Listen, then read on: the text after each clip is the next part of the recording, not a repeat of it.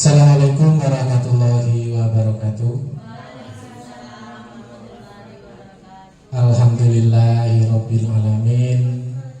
Wa bihi nasta'inu ala umuri dunya waddin. Wassalatu wassalamu ala asyrafil anbiya'i wal mursalin wa ala alihi wa sahbihi ajma'in, amma ba'du. Yang kami hormati dan kami sayangi Ibu Kepala Sekolah SMP 4 Pedamaran Timur, dan yang kami hormati pula ibu-ibu dan bapak-bapak dari P3K SMP 4 Pedamaran Timur. Tidak lupa pula di sini sempat hadir dari TU SMP 4 Pedamaran Timur, yaitu Ibu Karim. Pertama-tama marilah kita panjatkan puji syukur kehadirat Allah Subhanahu wa taala, karena pada siang hari ini walaupun kondisinya kayaknya agak mendung, tapi yang masih mendukung. Kita masih diberi kesehatan oleh Allah Subhanahu wa taala, masih bisa berkumpul dan mengadakan acara diseminasi budaya positif dari kami selaku calon guru penggerak angkatan 11. Sholawat serta salam tidak lupa marilah kita haturkan kehadirat junjungan kita Nabi Agung Muhammad SAW. Semoga senantiasa kita dapat syafaatnya sampai akhir kiamat nanti. Langsung saja di sini saya selaku calon guru penggerak angkatan ke-11 mendapatkan tugas, yaitu disuruh presentasi aksi nyata modul 1.4. Ini 1.4 berarti kita baru ke langkah keempat. CGP itu ada 10. Berarti 1.4 ini berarti baru yang modulnya ada 3, berarti modul yang pertama langkah keempat. Nah itu jadi 1.4. Nanti ada 2.1, 2.2, 2.3, dan untuk 3.1, 3.2 dan 3.3, dan jumlahnya akan menjadi 10 langkah, tapi ada di 3 modul.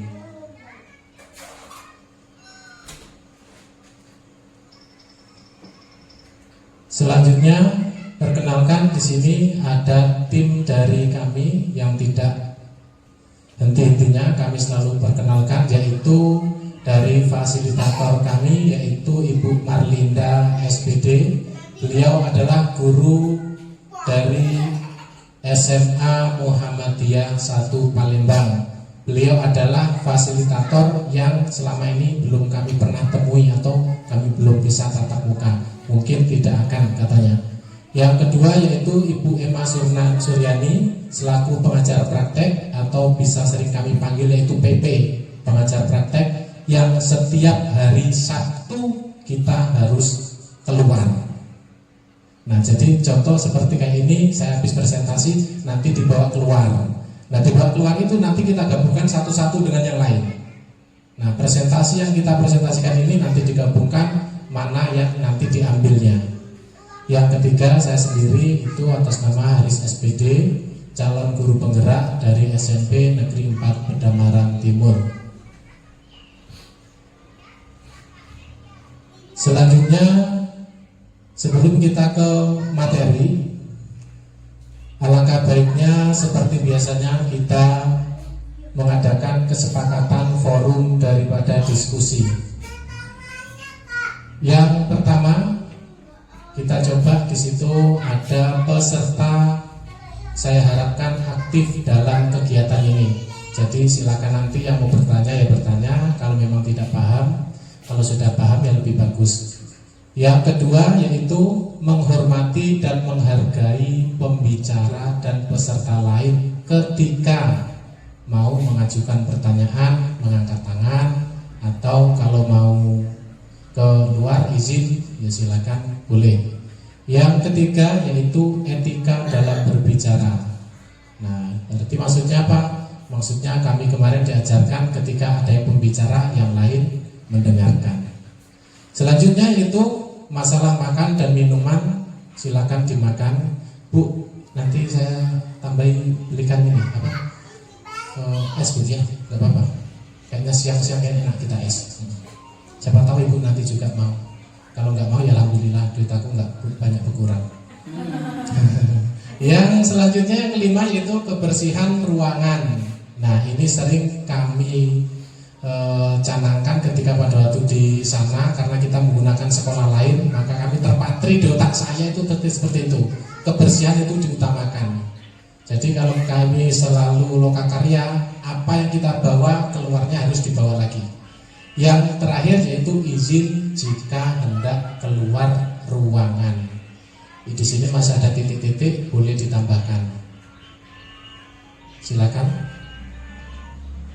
Kalau yang mau menambahkan boleh.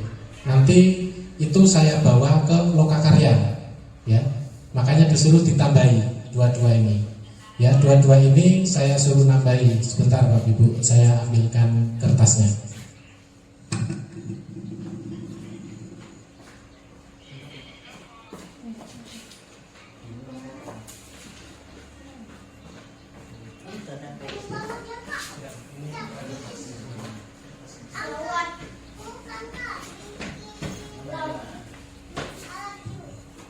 Nah, ini termasuk alat penting kami. Senjata ketika kami disuruh keliling, disuruh makan ini. Kenapa kertasnya suruh kecil? Biar nggak dilihat orang lain katanya. Nah, jadi minta tolong dari Bu Kepala Sekolah boleh nambahkan.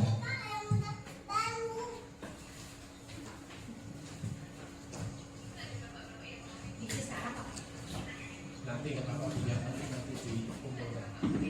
Mau saya bawa.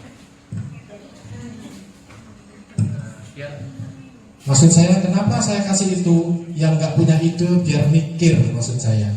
Nah jadi seperti itu ya. Kesepakatan yang mau dipakai ketika kita mengadakan acara intinya ya.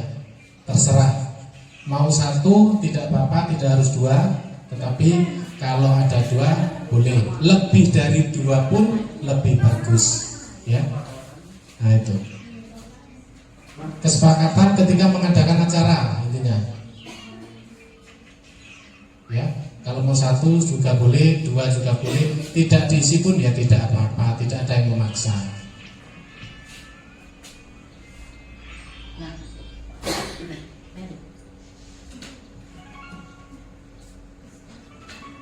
Kalau memang tidak ada ya tidak harus diisi Bu ya. Ini intinya kami disuruh menambahi, nanti disuruh membawa lokakarya hari Sabtu besok. Jadi nanti bisa disepakati bareng-bareng. Yang itu sudah kesepakatan ya. Yang 5 itu sudah kesepakatan kami waktu-waktu kemarin. Makanya disuruh membawa di ruangan ini, kita suruh memperkenalkan. Nah, sudah Bu Yudis. Terima kasih. Di sini Bu Yudis menuliskan tidak diizinkan untuk ngobrol dengan rekan sebelah. Tambahannya boleh Bu, tidak apa-apa.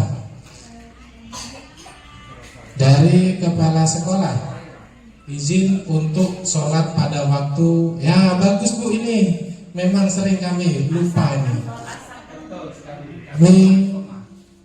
Acara itu mulai jam 7:30 kalau di sana. 7:30, serius. Kita kalau tidak disiplin diketahui orang lain.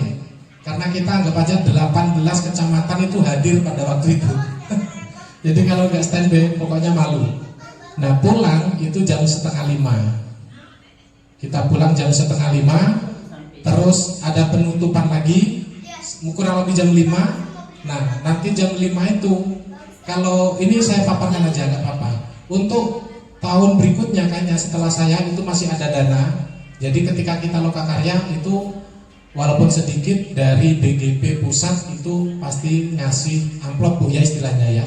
Itu. Tapi kata Ibu Mala yang kami dengarkan untuk yang angkatan ke-12 insya Allah tidak ada lagi. Jadi agak semangat ketika kita keluar untuk lokakarya. Oke, bisa kami lanjutkan ya?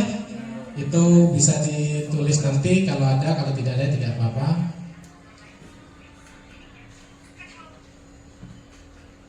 Nah, di sini langsung saja kami ke materi, yaitu aksi nyata diseminasi. Apa sih kata diseminasi? Kadang pertama kali saya ikut CGP susah. Apa diseminasi? Ternyata diseminasi adalah mengimbaskan. Mengimbaskan apa yang kita sudah dapatkan, kita harus pelajarkan kepada orang lain. Nah, itu. Walaupun mau tidak mau, intinya kita disuruh mengimbaskan. Makanya dalam istilahnya Ki Hajar Dewantoro adalah menggunakan kata diseminasi. Di situ ada budaya positif. Nah, sebelum saya lanjut, apa sih yang dimaksud dengan budaya positif?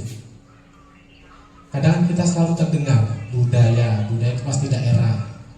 Positif berarti yang bagus. Nah, ada yang mau disampaikan? Silakan.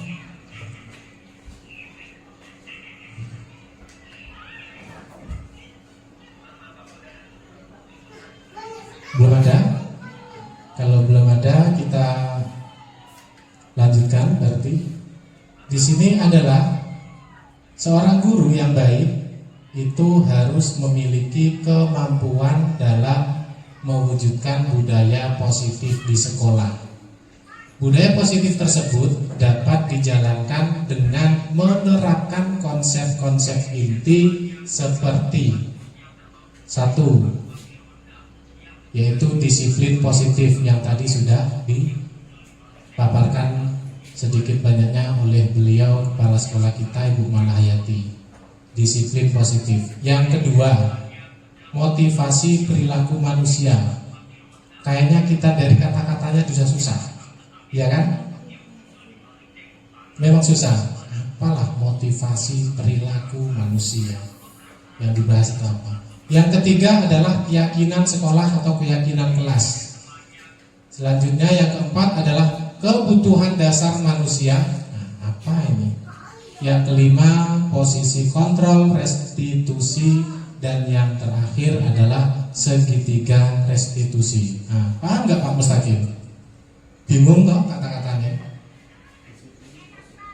Nah, mungkin kata-kata disiplin, ya disiplin positif bagus. Nah, dari situ kita ke ice breaking dulu. Nah. Tambah sedikit budaya positif ya. Oke, Bu.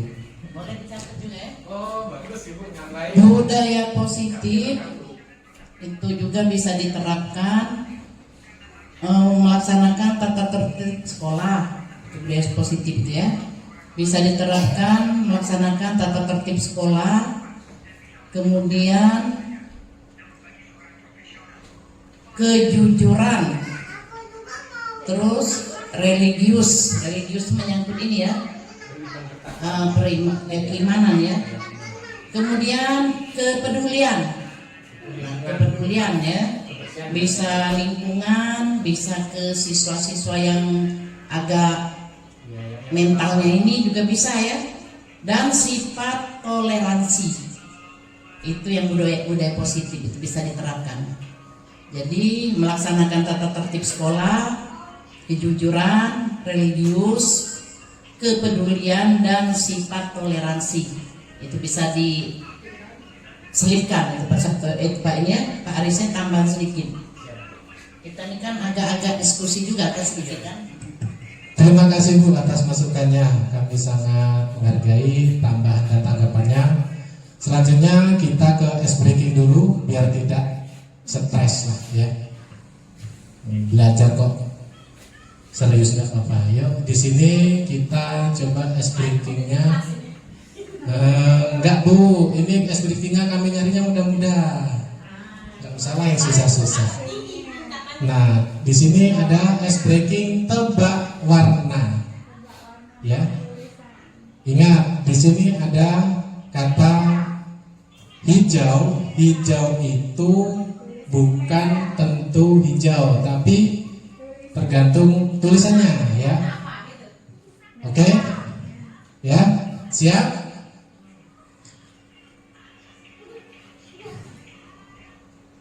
Kadang kita lupa membacanya hijau tapi ternyata warnanya tidak hijau. Nah itu kadangnya seperti itu. Tapi memang sering tidak pas. Kemarin kami itu juga susah. Kita coba ice breaking, tebak warna. Sebut warna bukan tulisannya. Contoh, ini warna merah. Ayo tes konsentrasimu. Silakan sebutkan sekuat mungkin. Siap? Siap. Mulai. Apa Bu? Merah. Apa? Hijau. Apa? Apa?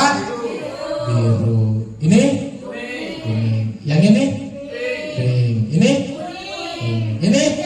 Hijau. Awas, level sedang. Ya.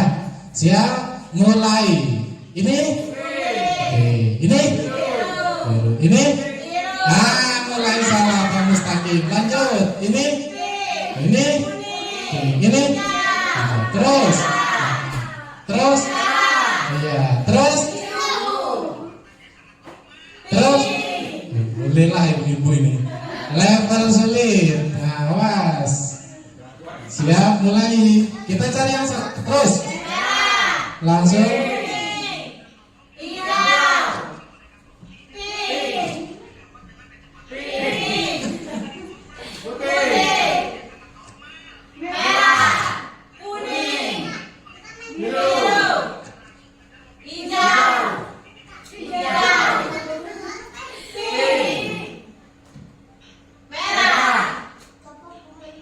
Akhirnya ternyata tepuk tangan untuk kita semuanya. Ternyata konsentrasinya, kontrolnya aku akui. Berarti walaupun sudah siang, ternyata masih bersemangat. Terima kasih, sampai jumpa. Wassalamualaikum warahmatullahi wabarakatuh. Itu untuk ice breaking-nya, ya. Nanti ada lagi. Atau ice breaking terus. Nggak jadi materiku habis. Ya. Nah itulah. Selanjutnya kita ke materi yang pertama, yaitu disiplin positif. Nah ya, tadi sudah dikatakan budaya positif, yaitu ada 6. Salah satunya adalah termasuk disiplin positif. Kenapa disiplin positif kita gunakan? Ini ada keterkaitannya dengan sekolah. Ya. Di sekolah pasti kita tidak akan lepas dari yang namanya disiplin positif.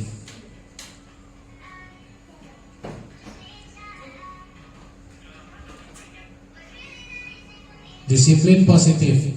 Ada yang tahu apa itu disiplin positif? Nah, yuk, silakan. Yo, nggak apa-apa, Google banyak. Ya. Kata disiplin itu berarti anggap aja kan peraturan. Positif berarti yang bagus. Nah, yo berarti diolah kata. Ada yang mencoba? Bu Karin, setelah ini lulus P3K. Nah, amin, jangan salah. Bu Mary gampang cek PPG-nya, Bu Yuna, ya kan? Pak Mustaqim nyusul Pai. Apa nggak hebat sekolah SMP 4 nanti? Nah, iyalah, walaupun orangnya sedikit. Ada yang mencoba? Membentuk sikap mandiri, boleh. Ada yang lain? Dari Bu Karin, TU kita adalah membentuk sikap mandiri. Ada Pak Mustaqim? Pengen disampaikan? Gak apa-apa Pak, mumpung direkam loh ini. Serius, nanti kami sampaikan ke sana. Karena kalau kata fasilitator atau dengan PP kami, suruh aktif bukan karena kita mencari kebenaran. Ya, kita suruh aktif itu karena apa? Benerlah, Bu Mary sering bilang ke saya, Pak, aku paling minder kalau disuruh ngomong, apalagi suruh berpendapat. Nah, mungkin dari sinilah kita. Pertama kali saya ikut CGP, mungkin pada waktu minggu pertama kedua, saya nggak berani ngomong seperti ini. Tetapi karena di sana setiap hari Sabtu, kita mau tidak mau suruh megang mic, bener, Bu Mary. Karena apa? Yang ditanyakan itu masalah kita sendiri. apa yang kamu pelajari di hari ini? Nah, pasti ditanya, semuanya keliling. Tidak ada yang tidak memakai mic nanti. Itu CGP. Makanya pertama kali aku minder. Ya sama loh kita ketemu orang-orang. Ayo, ada? Selain Bu Karin tadi, Pak Mus mau coba? Belum. Bu Yuna?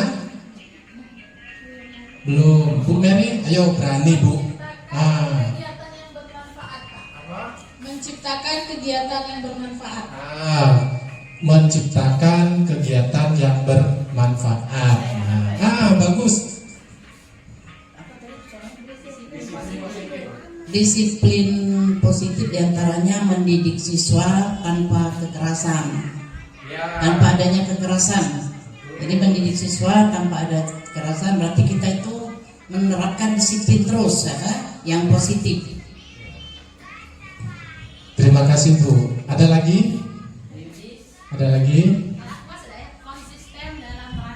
Konsisten dalam peraturan. Oke, terima kasih. Yang lain mau nyoba? Atau kita lanjutkan? Kita praktekkan.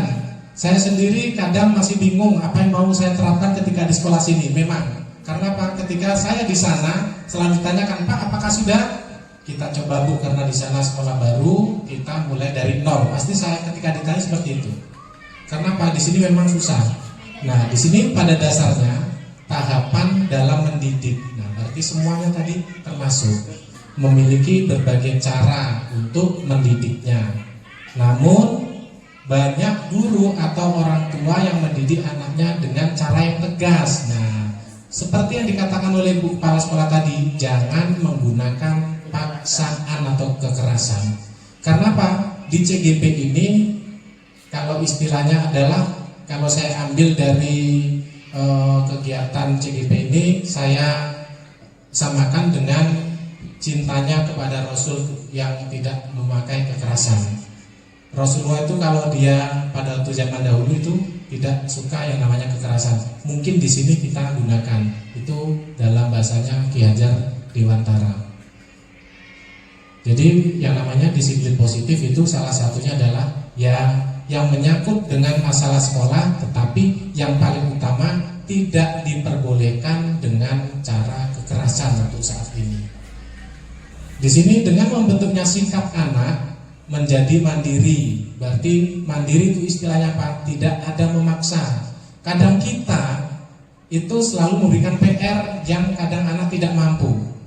Nah, kalau di sini kami diajarkan di CGP, kita kasih soal, kalau memang anak tidak mampu berarti kita turunkan levelnya.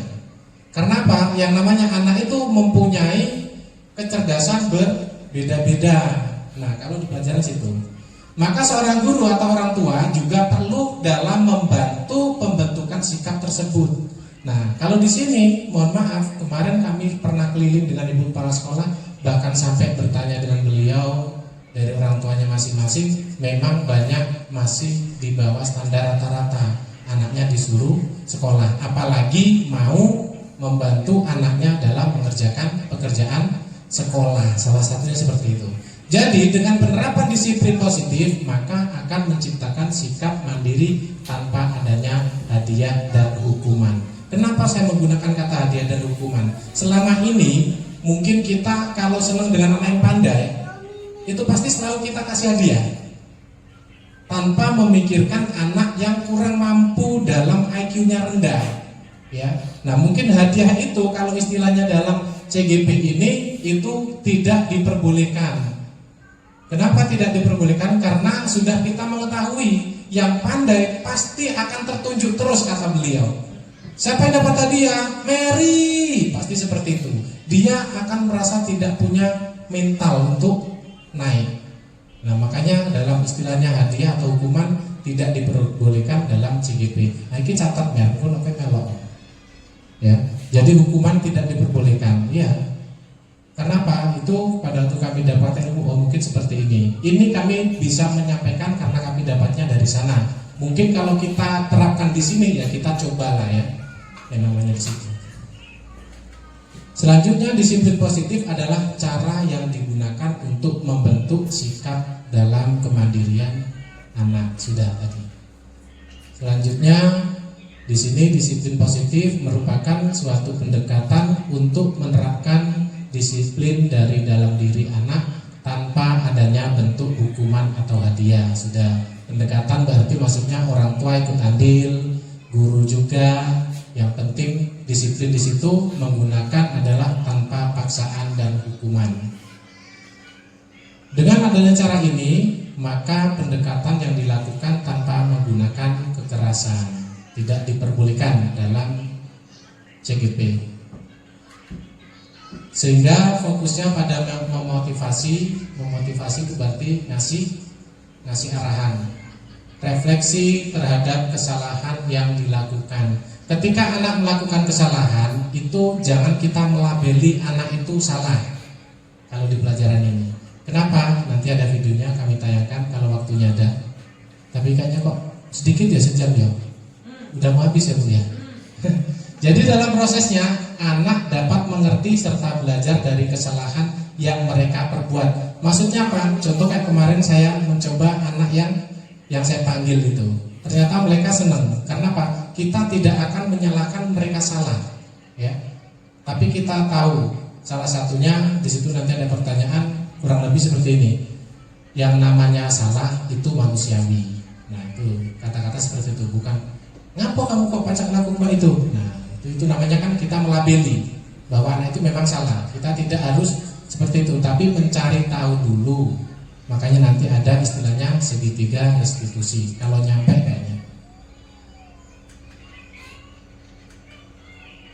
Selanjutnya yang nomor 2 yaitu motivasi perilaku manusia. Saya yakin selama ini kita pasti paham yang namanya motivasi, ya kan?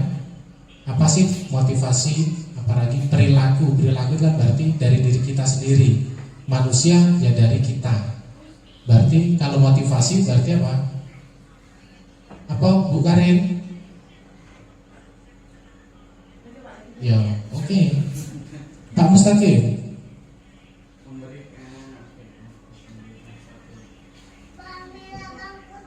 Semangat. Nah. Oke. Berarti memberi dorongan ya. Memberi dorongan itu motivasi. Ada lagi Bu Yudis, Bu Mary? Arahan. Ada lagi?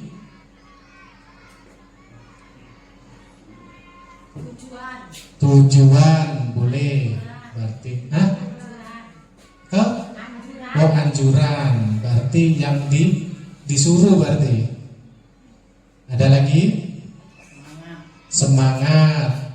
Yang biasanya paling muncul adalah ayo nak semangat. Nah itu berarti biasanya itu adalah motivasi ya, yang sering digunakan oleh para guru dalam mengajar. Ayo nak kita semangat. Masa tidak itu. Nah dalam motivasi perilaku manusia di sini itu ada 3, tetapi dalam 3 di situ akan dipilah dan dijadikan menjadi 2. Yang pertama itu adalah motivasi perilaku manusia. Yang pertama menghindari ketidaknyamanan atau hukuman. Selama ini anak pasti selalu takut yang namanya dihukum. Tapi beda kalau di sekolah sini, ya kan? Malah selalu tiap hari.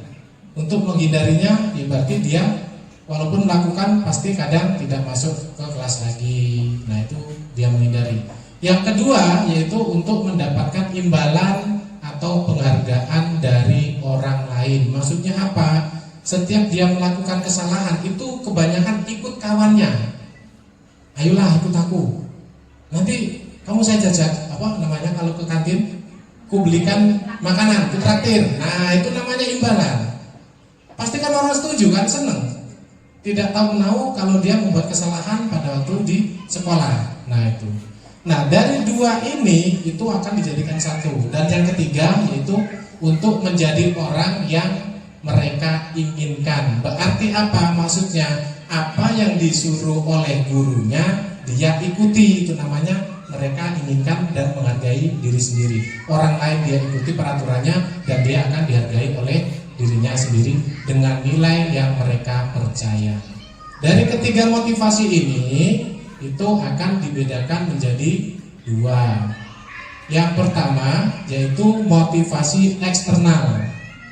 Setahu kami kalau eksternal itu berarti dari luar ya, dari luar berarti motivasi dari luar. Jadi yang 3 kata tadi itu yang keduanya, yang pertama itu menghindari atau ketidaknyamanan dari hukuman itu dari luar.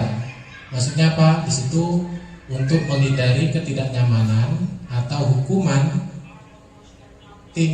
tingkat terendah dari motivasi perilaku manusia biasanya orang yang memberi motivasi perilakunya untuk menghindari hukuman atau ketidaknyamanan akan bertanya apa yang akan terjadi apabila saya tidak melakukannya. Nah itu maksudnya kenapa tidak boleh kekerasan, kita harus bertanya terlebih dahulu. Yang selanjutnya sebenarnya mereka sedang menghindari permasalahan yang mungkin muncul dan berpengaruh pada mereka secara fisik. Salah satunya apa? Contoh PR mungkin. PR itu biasanya kan kalau dia belum mengerjakan, aku udah masuk hari ini. Betul kan? Nah itu kadang dia masuk tapi nanti ketika guru itu sudah selesai yang ada PR-nya. Nah itu masalah seperti itu ya. Jadi dia akan terpengaruh. Yang ketiga masalah psikologisnya. Biasanya itu mental. Benar kata Bu Mary. Kalau kadang belum mengerjakan PR, pasti takut kan? Nah itu salah satunya pasti takut. Maupun tidak terpenuhinya kebutuhan mereka. Nah salah satunya kalau selama ini di sini adalah nyontek kebutuhan mereka itu. Tidak mau berusaha sendiri, tetapi nyontek. Salah satunya itu. Bila mereka tidak melakukan tindakan tersebut, motivasi ini maka bersifat eksternal. Nah, nyonteklah tadi, tidak berangkat sekolah, bahkan berangkat tidak masuk ke kelasnya ketika dengan ibu yang mau ngasih PR, nanti masuk ketika dengan guru yang lain. Tapi kalau di sini nggak rata, PR ada PR ya tetap keluar masuk. Moga aja nanti kita berdoa berubah. Selanjutnya yang kedua motivasi eksternal yaitu yang tidak boleh memberikan imbalan. Tidak boleh memberikan imbalan atau mendapatkan imbalan. Di situ untuk mendapatkan imbalan atau penghargaan dari orang lain, satu tingkat di atas motivasi yang pertama. Maksudnya apa? Berarti kalau tadi dia bisa dilewati, otomatis dia akan kesini. Ya, ketika kesini berarti dia kan sudah mulai bagus. Berarti tidak boleh dikasih imbalan. Ya, contoh, oh bagus kamu nggak bolos lagi, aku senang. Nah itu bagus. Tapi kalau dikasih imbalan, kamu kalau nggak bolos lagi, saya belikan kamu apa? Nah itu kan nggak boleh. Nah dalam istilah seperti itu. Kita cepatkan dikit biar habis. Yang ketiga yaitu motivasi internal, berarti muncul dari dirinya sendiri. Untuk menjadi orang yang mereka inginkan dan menghargai diri sendiri dengan nilai-nilai yang mereka percaya. Kenapa dengan nilai percaya? Mereka disuruh mencari sendiri. Kalau selama ini kan tidak ikuti peraturan sekolah, tidak boleh membolos. Nah, kalau di situ maksudnya adalah dia disuruh membuat sendiri. Apa yang kamu senangi sekolah di sini biar kamu tidak keluar masuk. Pak, kalau jam istirahat kita istirahat. Kalau kita masuk. Nah, kalau kita membuat sendiri, kadang itu anak akan merasa tidak senang dengan yang kita buat. Tapi kalau mereka yang membuat, itu insya Allah pasti mereka mau mentaati. Nah mungkin disitulah kita disarankan. Yang selanjutnya kayaknya ice breaking lagi. Ya, kita ice breaking. Ya, ini ice breaking. Apa sih ice breakingnya? Es break berarti es hancur. Ya. Di sini kita coba es breakingnya. Apa sih ini? Es breaking matematika. Pak, ngapa sih pakai matematika? Ya iyalah, aku kan guru matematika. Boleh buat es breaking saat seminar boleh. Kita coba es breakingnya. Mari teman-teman kita bermain es breaking matematika. Ya. Aturan main: konsentrasi,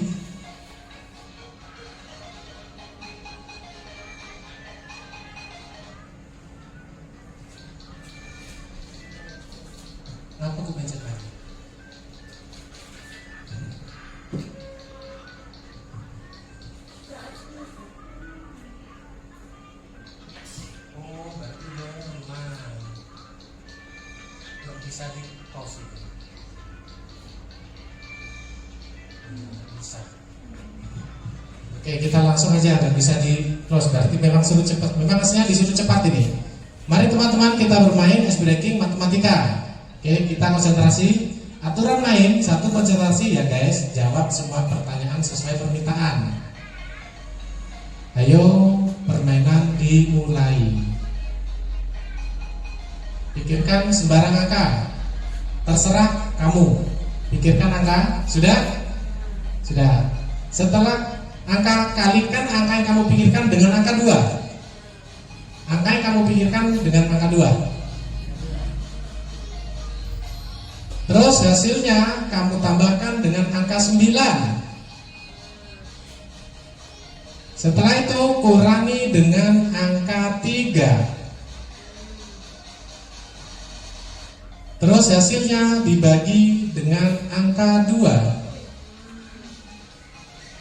Terakhir hasilnya kurangi dengan angka yang pertama kalian pikirkan. Sudah? Saya berhentikan biar nggak ketahuan jawabannya. Oke? Berapa? Saya ulangi lagi ya. Saya hafal. Angka yang kalian pikirkan kalikan dengan angka 2. Sudah? Setelah dikalikan angka 2, hasilnya tambahkan dengan angka 9. Setelah ditambahkan angka 9, lalu dikurangi dengan angka 3. Setelah dikurangi angka 3, tolong dibagi angka 2. Setelah itu kurangi dengan angka yang pertama kali kita pikirkan. Sudah? Nah, kalau sudah, sekarang perhatikan. Apakah jawabannya Anda sama seperti yang saya buat? Kita tunggu.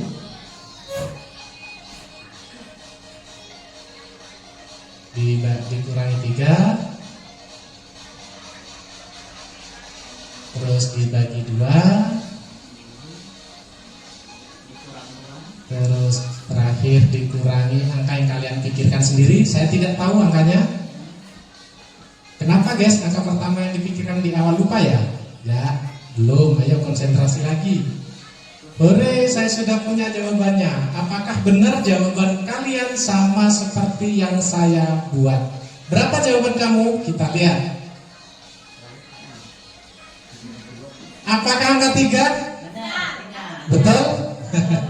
Nah, kalau salah berarti caranya yang salah ya. Kenapa? Karena waktunya nggak banyak, kami kasih tahu. Angka yang dipikirkan buah kan? Bukan Bu. Matematika itu ternyata tidak susah. Kenapa? Saya praktekkan. Perhatikan di situ. Angka berapapun, walaupun berbeda-beda yang kita pikirkan, tetapi ketika dikalikan angka 2 dan ditambahkan angka 9, dikurangi 3, dibagi 2, dikurangi lagi dengan angka yang kita pikirkan, maka semuanya angka yang kalian pikirkan walaupun tidak sama akan tetap hasilnya 3. Itu ya. Jadi itulah asli. Iya, apapun angka ketika dijadikan seperti tadi akan kembali ke angka 3. Nah, itu sering saya gunakan ke anak-anak, tapi tidak saya kasih tahu sampai sekarang. Beliau nyari sendiri. Padahal kalau suruh nyari sudah ketemu aslinya. Coba hari ini kita menggunakan angka 9. Tapi tetap enggak ada. Sering tanda, betul? Nah, itu. Ya. Jadi angka apapun yang kita pikirkan akan kembali ke angka 3. Jadi nggak usah khawatir kita tidak tahu jawabannya. Itu maksudnya. Kita lanjut. Ini materi yang ketiga.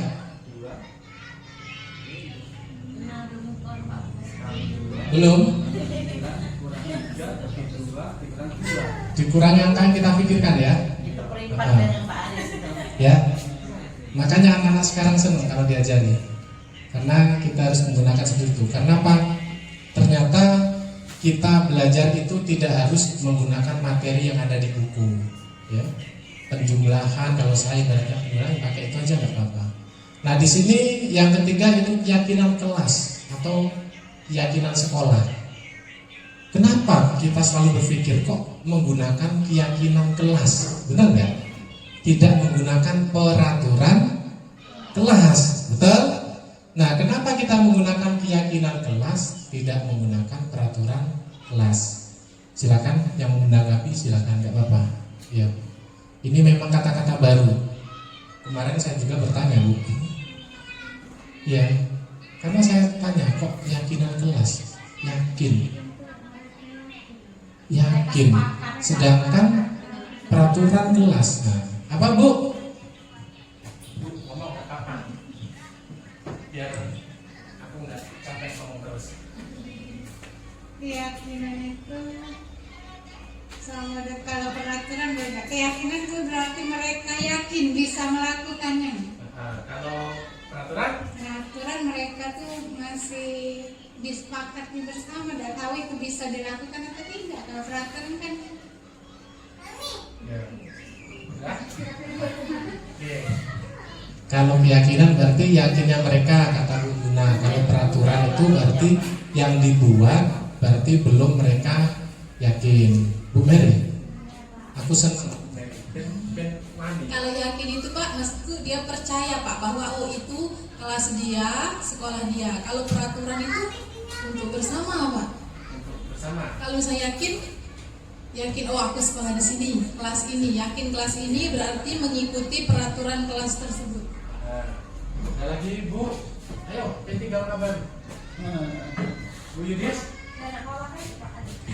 Oh, Kurang lebih sama. Kalau peraturan itu tertulis, ya, masih mereka tuh masih enggan untuk melakukan peraturan.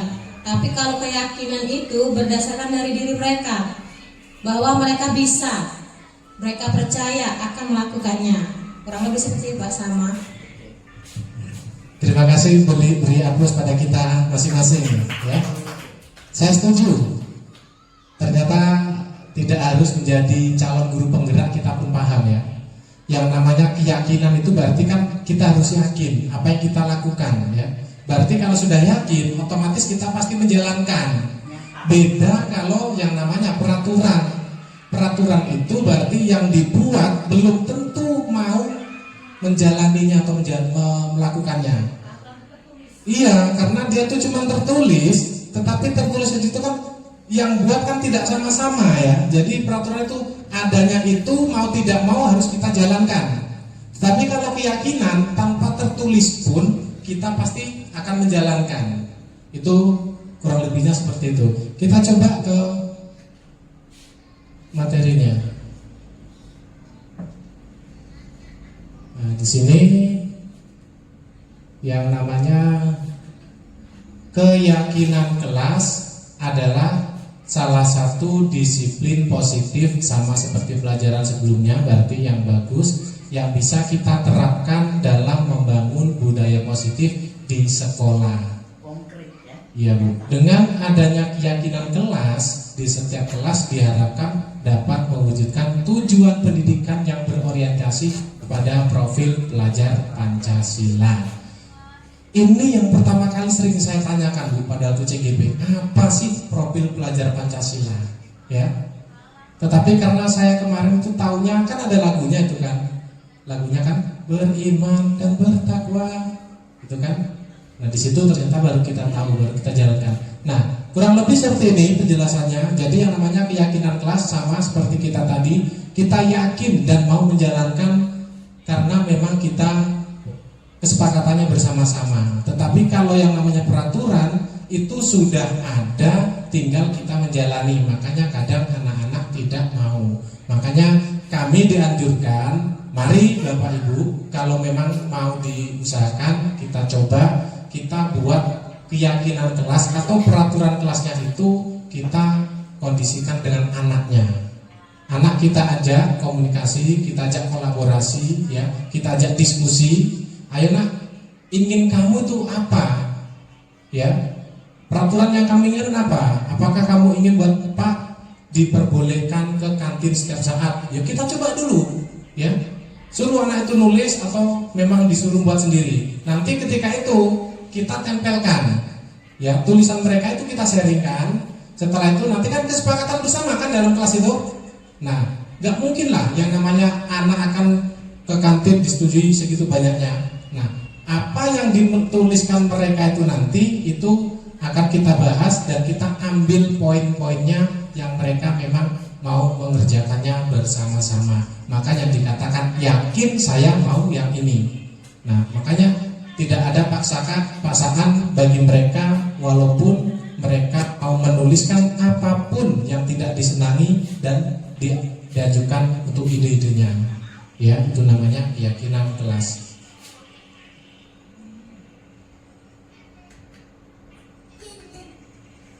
Dalam keyakinan sekolah atau kelas, guru berperan dalam mewujudkan terbentuknya keyakinan.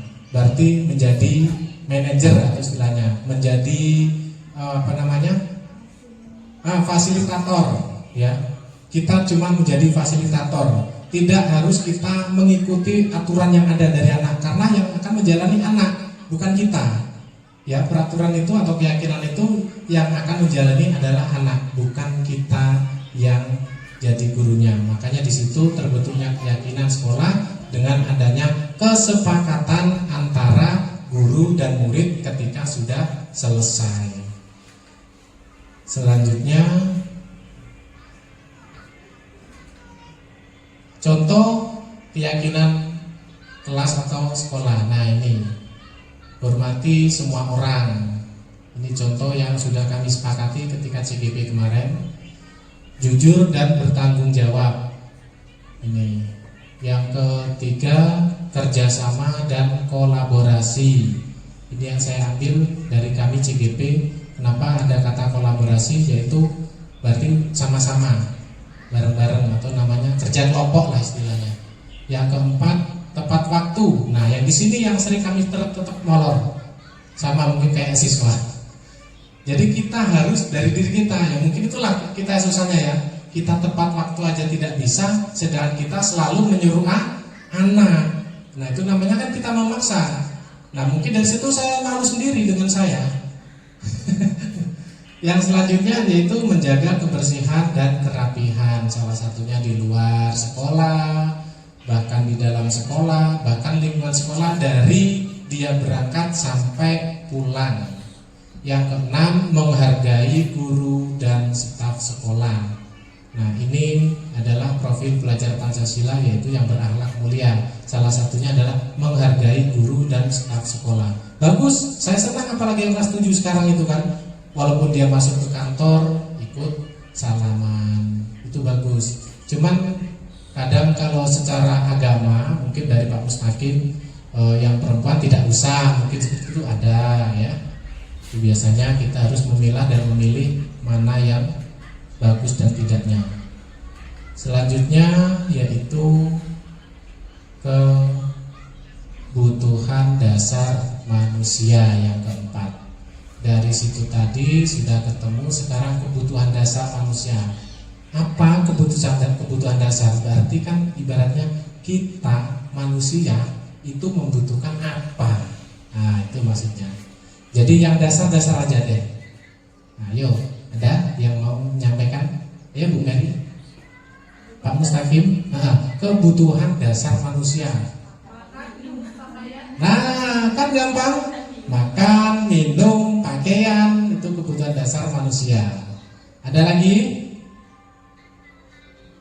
Itu kalau itu biasanya memang gampang ya kita ucapkan ya. Ayo Rin. Oh, karir. Ayo. Kebutuhan dasar manusia memang biasanya yang terucap adalah makan, minum, pakaian. Itu yang kita biasanya. Satu, kebutuhan primer. Nah, primer itu berarti kan makan, minum. Kalau yang sekunder itu berarti tempat tinggal, Bu ya. Tempat tinggal rumah bukan primer. Oh, primer juga ya. Primer. Kebutuhan tersier. Tersier itu Bu kalau HP itu kayaknya ya. Iya. Kalau di rumah tersier itu misalnya meja, kursi, lemari.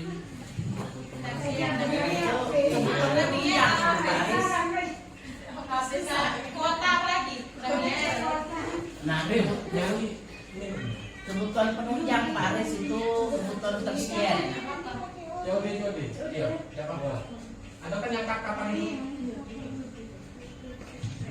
kebutuhan penunjang itu tersier, misalnya lemari, itu belum itu. Belum. Ya, itu ya.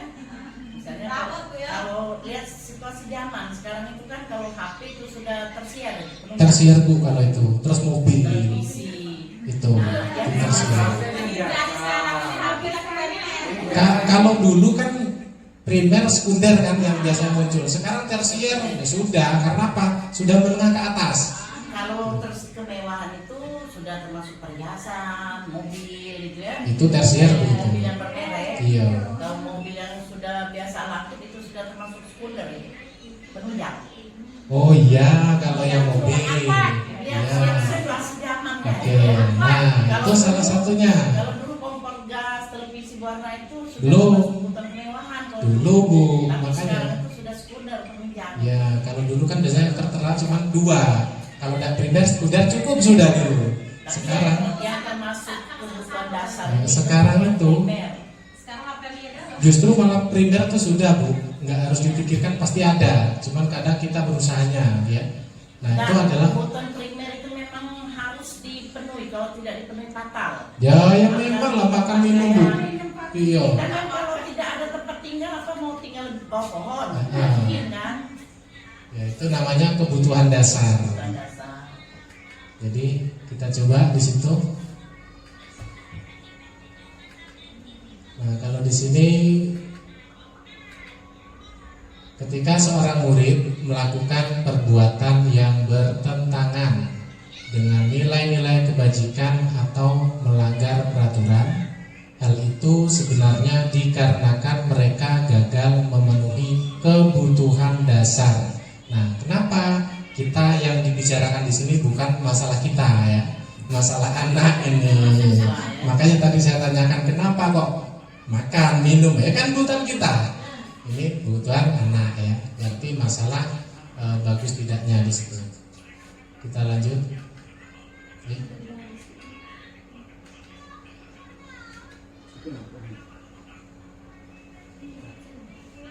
Ada apa?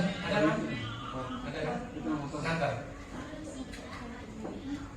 5 dasar kebutuhan manusia. Yang pertama kebutuhan bertahan hidup. Itu pasti ya. Makan, minum, tempat tinggal, sekarang mobil, perhiasan, lebih lengkap lagi. Itu anak juga ada di situ pasti. Ya nggak mungkin anak itu nggak butuh makan minum kan. Yang kedua kasih sayang dan rasa ingin diterima. Nah mungkin di sini kadang kita kurang dalam pendekatan anak, ya. Itu nomor 1 dan mendidik. Aslinya Bu. Tapi kan kalau di situ disuruh pasti kebutuhan dulu. Sebelum kita belajar pasti ada yang namanya makan, minum. Nah yang kedua, ketika anak sudah di sekolah, aslinya kita disuruh lebih dekat kepada anak. Maka kasih sayang dan rasa ingin diterima, kebutuhan untuk diterima. Yang ketiga adalah penguasaan atau kebutuhan pengakuan. Berarti baru setelah kita menyayangi mereka, pasti mereka senang akan cerita biasanya. Oh Bu, aku kemarin lo ada ini. Nah pasti cerita. Tapi kalau kita tidak akan dekat dengan anak, kadang susah anak itu mau cerita dengan siapa. Nah mungkin di situ. Kadang kalau kita tidak akan tahu menahu masalah kasih sayang atau pengen diterima anak itu dekat dengan kita, kadang anak nangis saja kita nggak tahu kan. Ada permasalahan apa dia hari ini. Nah kalau kita dari situ ada rasa kasih sayang, maka untuk penguasaan kebutuhan dari anak itu nanti akan dia cerita sendiri. Namanya kebutuhan pengakuan atas kemampuan anak itu. Yang keempat adalah kebebasan. Setelah itu kita pasti akan ngasih kebebasan itu mudah. Kita akan percaya, ya. Kita akan percaya kalau kita sudah dari posisi 1, 2, dan 3. Dan yang kelima yaitu kesenangan dalam kebutuhan merasa senang. Itu di sebelah kanannya nggak usah saya bacakan, kayaknya waktunya nanti banyak, ya. Loh, Bu, ini dimakan lo nggak apa-apa, Bu Yuna. Ya. Nggak apa-apa. Nggak usah dipikirkan yang kemarin. Yang kemarin anggap aja sedekah, memang nggak jadi. Hari ini makan ya makan. Nah, saya buat soal sekarang. Studi kasus Saya membuat Ibu Dewi Purnamawati. Kenapa saya buat? Saya mikir kemarin Bu, kenapa saya buat itu? Mau saya pakai namanya Ibu Yudis kayaknya nggak enak, nanti ceritanya di situ kan masalah nggak enak. Nah, jadi saya membuat Ibu yang nggak berangkat, anggap aja gitu ya. Saya membuat Ibu Dewi Purnamawati, guru wali kelas 8 di SMP 4 Pedamaran Timur. Sedang bingung menghadapi ulah salah satu murid di kelasnya, Tommy yang nggak aja namanya. Beberapa anak di kelas tersebut telah datang padanya dan mengeluhkan Tommy yang seringkali meminta makanan mereka dengan paksa. Ini kehidupan real biasanya kan? Sering terjadi. Jika Anda menghadapi situasi seperti Ibu Dewi, apa yang akan Anda lakukan menurut Anda? Kira-kira apa alasan Tommy melakukan hal itu? Kalian bisa mengambil jawabannya dari 5 tadi posisi kebutuhan manusia. Nah kira-kira tadi yang pertama kan ada kebutuhan, rasa kasih sayang. Nah kira-kira Tommy dalam posisi seperti itu dia kurang apanya? Yo, ada yang mau nyoba? Kamus? Kebutuhan makanan di rumah ini Pak. Kebutuhan makan di rumah. Oke, ada lagi? Ya. Kurangnya kebutuhan makanan di rumah. Kebutuhan kasih sayang, ya. Bahkan malah semuanya bisa Bu, semuanya bisa masuk, ya, semuanya bisa masuk, ya. Dari situ kita coba masuk ke penjabaran. Tapi ini jawaban saya ya. Coba nanti dikoreksi, mohon maaf kalau saya tidak pas ya. Dalam penegakan disiplin positif, Ibu Dewi harus memahami kebutuhan apa yang mendorong tindakan Tommy yang meminta makanan teman-temannya. Ini jawaban saya, jadi mohon dikoreksi.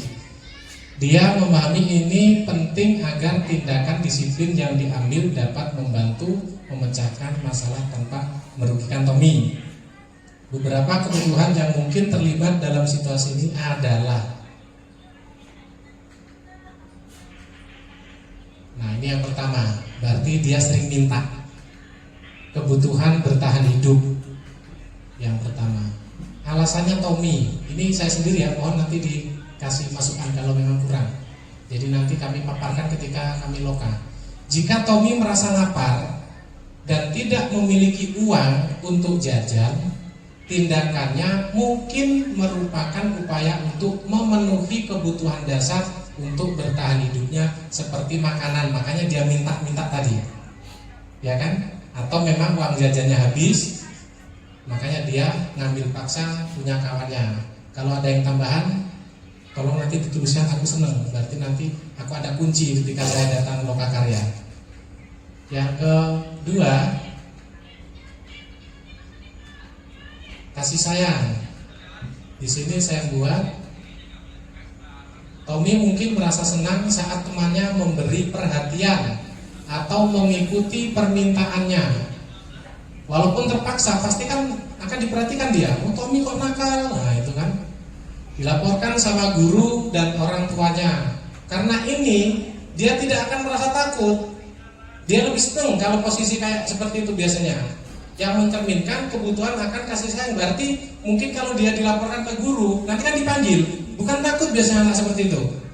Kenapa? Pasti ditanya, ngapa Mi kamu kok ngambil paksa punya kawanmu? Ini Bu. Nah dia merasa senang. Bukan karena dia takut dipanggil gurunya atau dimarahin sama orang tuanya. Biasanya alasannya seperti itu. Untuk alasan yang ketiga, yaitu penguasaan kebutuhan pengakuan atas kemampuannya. Jika Tommy merasa hebat ketika temannya patuh pada permintaannya karena dipaksa tadi, kan nggak ngelawan anak itu kan, karena dipintanya. Walaupun dia, Tommy kamu kenakal, nanti padukan ibu. Nah itu dia akan merasa senang di situ. Ini bisa mencerminkan kebutuhan akan penguasaan atau pengakuan atas kemampuannya. Oh, berarti aku berkuasa di sini, karena nggak ada yang berani. Dia minta, walaupun anaknya yang dipinta nangis, ya penting saya berkuasa. Nyatanya nggak ada yang lawan. Itu namanya penguasaan kebutuhan pengakuan atas kemampuan. Dan yang kelima, adalah kebebasan. Alasannya Tommy, beberapa anak ingin memiliki kebebasan dalam memilih makanan mereka. Kadang Tommy mungkin ketika dia mempunyai uang jajan sedikit, yang dibeli mungkin kan itu saja, ya kan? Maka dia akan bosan dengan makanan yang dimakannya dan ingin mencoba makanan yang lain, maka dia mengambil makan kawannya. Ini adalah alasan dari saya ya. Jadi nanti kalau Bapak Ibu ingin menambahkan, saya senang karena ini nanti yang salah satunya akan diulas di permasalahan lokakarya besok hari Sabtu kalau memang jadi. Kayaknya jadi deh, kemarin sudah ya. Selanjutnya yaitu kita ke kesenangan yang terakhir. Kenapa Tommy alasannya seperti itu? Tommy mungkin merasa senang melihat reaksi teman-temannya terhadap tindakannya. Walaupun kadang kan anak yang nakal itu ketika sudah ngambil, dia walaupun dikejar-kejar seneng kan, padahal dia ngambil punya kawannya secara paksa. Ini mencerminkan kebutuhan akan kesenangan dan kebahagiaan dalam bermainnya. Oke, kita ice breaking lagi. Apa ice breakingnya ini?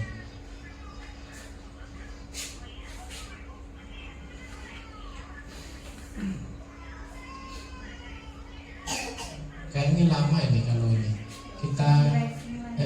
Kita langsung aja ya. Ini lama ice breakingnya, pakai gerakan.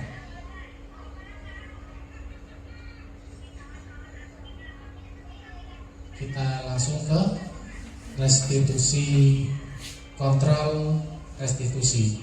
Nah, ada yang tahu maksudnya posisi kontrol restitusi? Kata-kata ini kan baru ya. Nah, baru ini. Apa posisi kontrol restitusi? Nah, di sini ada 5 posisi kontrol restitusi ya. Yang satu, guru itu sebagai penghukum, makanya dia mengontrolkan kondisi anak. Yang kedua, guru sebagai pembuat merasa bersalah, melabeli, kamu ini anak. Nah itu biasanya kan seperti itu. Yang ketiga, guru sebagai teman. Nah ini yang bagus. Kadang pada waktu dia punya masalah, kita ajak ngobrol bareng. Apa sih Tom yang membuat kamu melakukan seperti itu? Nah itu merasa seperti kawan. Cuman kadang kita berpikir, masa sih guru mau sederajat dengan murid? Nah mungkin selama ini kita berpikirnya seperti itu. Yang keempat, sebagai pemantau. Nah kalau pemantau ini sering kita lakukan, oh itu anak nakal. Nah ya, itu kelihatan ya di dalam kelas itu. Makanya sebagai pemantau selama ini. Dan yang terakhir, guru sebagai manajer. Nah dari kelima posisi kontrol ini, kita diusahakan yang diambil adalah posisi sebagai manajer. Ini yang saya buat 5 posisi kontrol. Yang pertama, identitas gagal. Sebagai penghukum, menghardik, menunjuk-nunjuk, menyakiti, menyindir. Nah itu namanya menghukum. Membuat orang merasa bersalah, berceramah, kamu ini loh nakal, ini. Nah sering kan kita seperti itu. Yang selanjutnya, mengatakan seharusnya. Ibu kecewa, ibu itu loh kecewa, selama ini kamu kok gak pernah berubah sih. Nah itu kan berarti melabeli. Berarti anggap kita itu, anak itu tidak bagus. Kalau sebagai teman, itu membuatkan alasan-alasan untuk muridnya. Apa sih Tom? Kenapa kamu melakukan seperti itu? Nah itu namanya sebagai teman. Kita bertanya apa permasalahan yang ada. Kalau sebagai pemantau, menghitung dan mengukur. Nah dari jarak jauh kita bisa, anak itu nakal. Ya kan, selama ini kita tahu. Mungkin dari situ kita bisa menilai, kalau sudah nakal berarti nilainya kecil. Padahal selama ini yang namanya pedagogi atau kecerdasan anak bukan dari kenakalan mereka. Skill mereka itu kan beda-beda. Nah mungkin dari pemantau itu yang sering kita gunakan. Yang terakhir adalah sebagai manajer, mengajukan pertanyaan-pertanyaan yang bagus.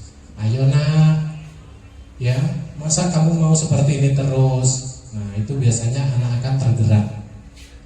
Selanjutnya, posisi kontrol restitusi. Nah, ini adalah yang kita anjurkan. Dari 5 posisi kontrol restitusi, yang paling bagus menurut Ki Hajar Dewantara adalah seorang guru menggunakan posisi kontrol sebagai manajer.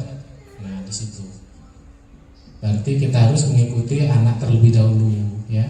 Kita pokoknya itu merendah istilahnya. Selanjutnya segitiga restitusi. Nah, ini yang paling saya senangi. Kenapa kok segitiga restitusi? Ini adalah suatu masalah yang harus kita selesaikan, masalah anak tanpa harus dipaksa atau melabeli anak itu yang tidak bagus. Ya, di situ kemarin saya coba, alhamdulillah kayaknya anak senang juga sih dari pertanyaan yang saya pakai. Tahapan dalam segitiga restitusi itu ada yang pertama, menstabilkan identitas. Kita tidak boleh maksa anak, kamu kok bodoh sih? Nah, itu tidak boleh. Ya, jadi kan identitasnya tahu kalau anak bodoh. Nah, itu tidak boleh. Yang kedua, validasi tindakan yang salah. Nah, kalau sudah tahu mereka salah, jangan kita buat mereka merasa bersalah. Berarti dengan apa? Dengan apa? Dengan menanyakan, kenapa kamu bisa seperti itu? Nah, itu berarti akan tidak memojokkan anak. Dan yang ketiga, menanyakan keyakinan dari tindakan kelas yang kita buat tadi dari anak. Nah, nanti kita tanyakan di situ, ya. Kalau seandainya dia membolos, sedangkan dia sudah membuat keyakinan kelas yang kita buat bersama tadi, ya kan? Kenapa kita tidak membuat peraturan atau keyakinan? Nah, berarti mereka yang membuat sendiri, maka akan kita jadikan seperti ini. Jadi anak-anak nanti yang sudah membuat keyakinan masing-masing di kelas, sudah disepakati, maka akan ditanyakan seperti ini. Berarti kamu melakukan apa, Tom, kemarin? Ini Pak, saya membolos. Apakah boleh di peraturan kelas yang kamu buat kemarin? Tidak. Nah, terus bagaimana caranya? Ya Pak, saya tidak akan membolos lagi. Nah, mungkin seperti itu salah satunya. Menstabilkan identitas, validasi tindakan, dan menanyakan keyakinan. Nah, ini salah satunya yang saya pakai kemarin. Itu adalah Faisal yang saya buat jadi contoh.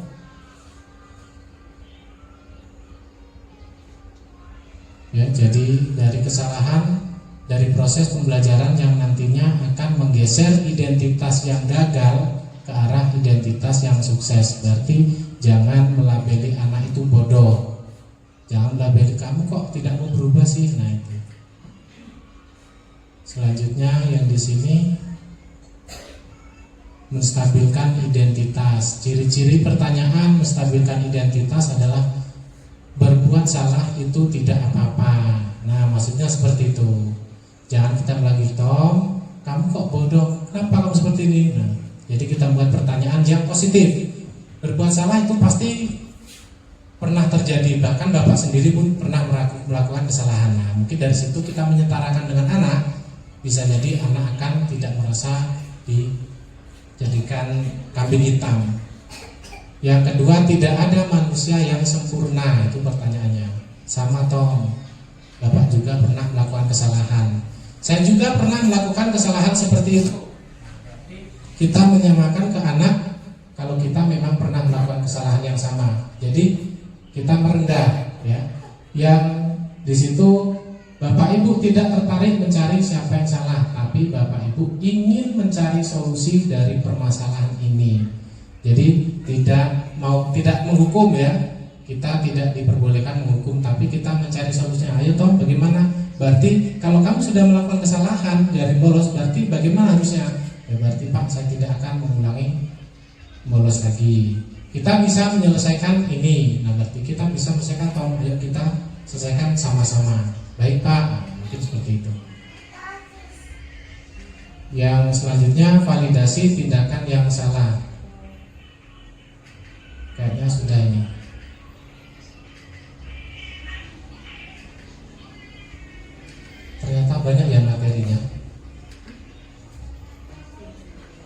lagi, aku senang ngobrol.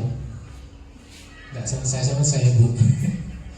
Pertanyaan validasi. Nah, nanti kita bisa kalau pengen tahu saya kasih file aja deh. Ya, ini pertanyaan untuk validasi tindakan yang salah. Kamu pasti punya alasan mengapa melakukan seperti ini, ya. Jadi kita tanya alasannya, tidak melabeli anak kamu loh, gitu. Tidak. Kamu patut bangga pada dirimu sendiri karena kamu telah melindungi sesuatu yang penting buatmu. Ini contoh yang kami pakai kemarin. Kalau ada PR itu biasanya kan dicontoh kawannya, dia nggak terima, marah kan pasti. Dia melindungi, maksudnya dia melindungi sesuatu yang penting buatnya. Itu salah satunya. Yang ketiga, kamu boleh mempertahankan sikap itu, tapi kamu harus menambahkan sikap yang baru. Maksudnya apa? Walaupun tidak boleh diconteki, ya berarti bagaimana caranya tidak terambil kerjaanmu dengan mereka. Dan ada lagi, padahal kamu bisa melakukan yang lebih buruk dari ini. Nah, maksudnya apa? Kan bisa saja ketika anak itu tadi dicontohin nggak mau, kan pasti ringan tangan kan? Bisa nabok, bisa mukul, bisa nendang. Aku nggak mau ya diambil katanya. Bisa, tapi dengan kata-kata yang seperti itu, insya Allah nanti bisa terkendali.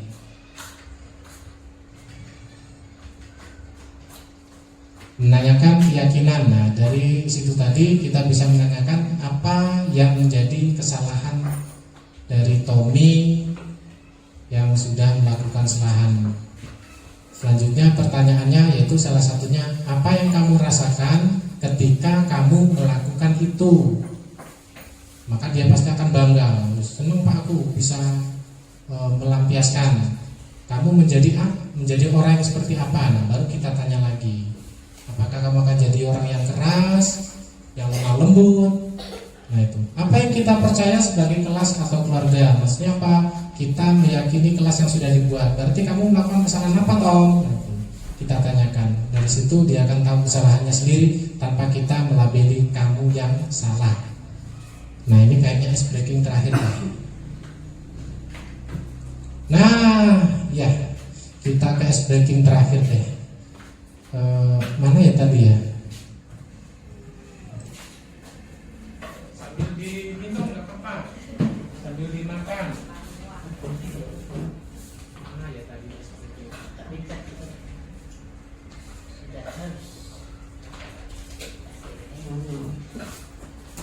Jangan malah ke bawah nanti.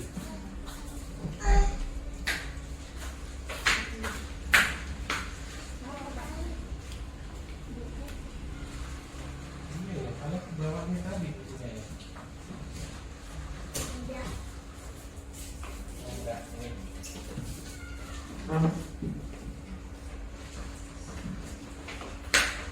Oke, silakan. Bisa sambil minum dan makan. Mohon maaf seadanya, mungkin belum kaya. Nanti kalau kaya saya belikan di restoran. Amin. Nah di situ ada gambar. Nah, Bapak Ibu ada gambar. Ada 2 kuda. Ya, di situ ada 2 kuda. Intinya orang yang ada di sebelah kanan itu posisinya terbalik. Ya, jadi kertas sudah saya gunting sesuai dengan gambar. Maksud saya, kita punya IQ masing-masing. Kuda itu letakkan terserah mau dibolak-balik kayak apapun. Intinya dari gambar kedua penunggang kuda harus menunggang kuda masing-masing tanpa harus disobek. Kertasnya tidak boleh disobek. Nah, lebih pahamnya saya bagikan dulu.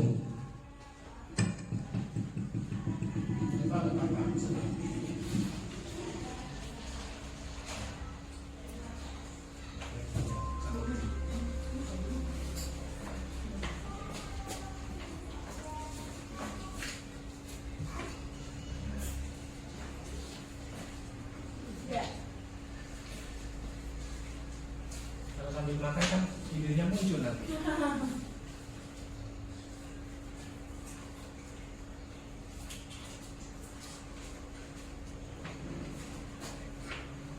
Ini boleh sobek ya? Nggak boleh Bu, tidak boleh disobek, mohon maaf. Nah jadi terserah ya.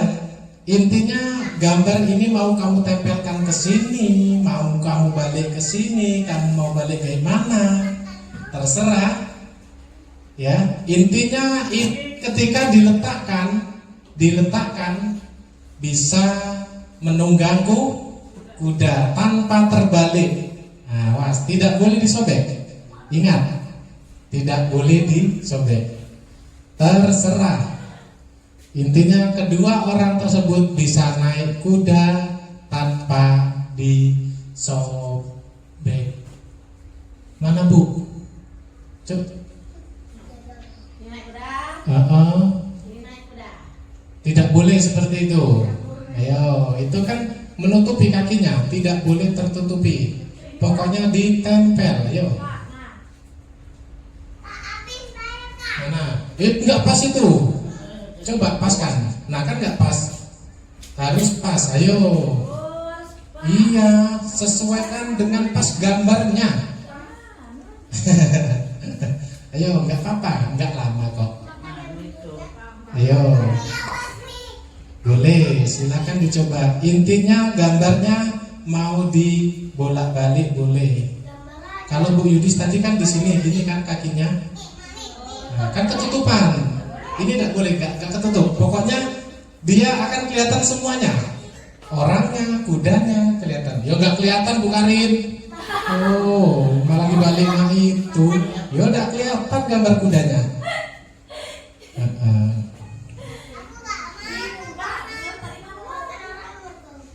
Ayo.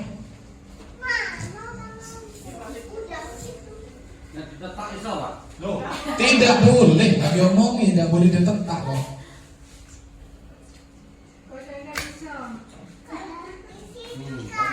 Terserah.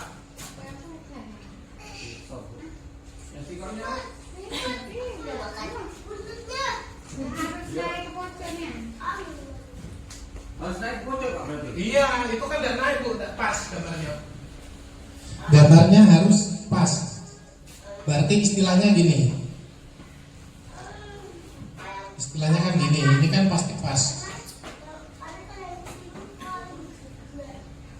Ini namanya kan pas ya. Nah, ini kan namanya pas gambarnya. Tapi harus dua-duanya pas. Ya, dua-duanya harus pas. Ayo Bu Sudis. Aku yakin kamu biasanya penasaran pasti. Silakan bisa diotak-atik, tidak boleh disobek. Yo, kalau disobek gampang Bu. Tinggal nyobek orangnya, tempelkan. Masalahnya tidak boleh disobek. Nah, Bu Karin yang dipanjang itu loh. Tak ketemu Bu. Yo. Nah ini Pak berarti Pak. Iya itu nggak boleh. Nah satunya kan pas. Satunya pas. Satunya kan nggak pas, nggak boleh. Harus sesuai. Ini printnya Pak sudah Jawa Pak. Loh, jangan salahkan printnya. Ayo Bu. Nggak apa-apa buat mainan. Mari menempel. Iya, pas Pak. Ayo bisa.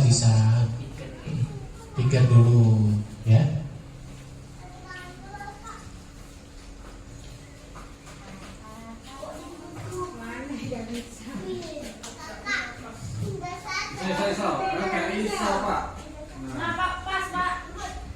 Ya intinya pokoknya ya, yang penunggang kuda ini harus pas di warna putih-putihnya nah. Mana Bu?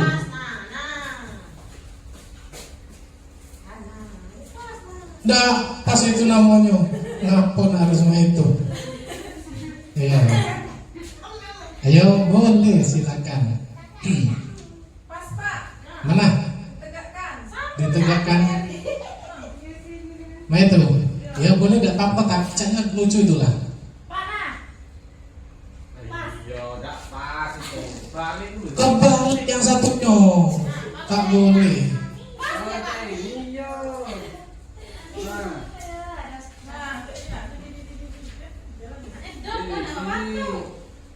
Lah ini masih ada satu. Cuma kalau dilipatnya supernya dia pas.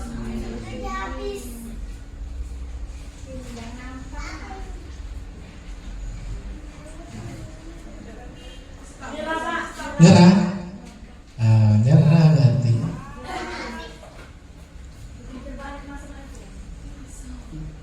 Baiklah ya Bapak Ibu, sambil nunggu kalian mengerjakan itu, karena waktunya kita sudah lewat panjang, takutnya nanti saya editnya juga susah.